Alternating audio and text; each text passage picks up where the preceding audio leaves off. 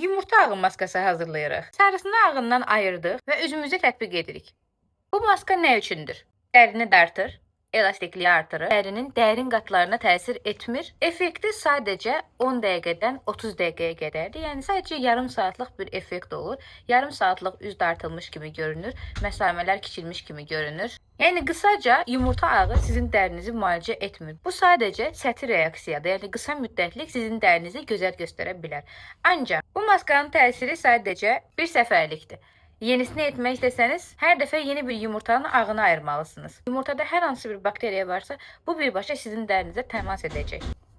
Onun yerinə daha qalıcı bir, daimi istifadə edəcəyiniz məhsul ola bilərsiniz. Hansı məhsul ki, dərinin elastikliyini bərpa edir, üzdə olan məsamələri gözlə görüləcək qədər kiçildir, xüsusilə susuz və mat görünən, elastiklik istəyən, bütün dəri tipləri üçün uyğun olan, çox əla bir nəmləndirmə verən, bunu axtaran xanımlar istifadə edə bilər. Mizonun yeni 7 vegan booster serumu haqqında danışıram. Tərkibində tam 7 vegan peptid var. Bu isə dərinin elastikliyini artırır, dərinizi dərindən nəmləndirir və digər addımlar üçün bir səth yaradır. İstifadəsi necədir? Üzünüzü yuduqdan sonra dərhal istifadə olunur. Daha sonra üzərindən serumunuzu, nəmləndiricinizi, kollageninizi çəkirsiniz. O məhsulların da təsirini artırır. Çünki bu məhsul daha çox nəmləndirmə və dəstəkləyici rolunu oynayır. Və siz onu əsas məsələ hər gün sadəcə 10 saniyə vaxt itirərək üzünüzə tətbiq edib istifadə edə bilərsiniz.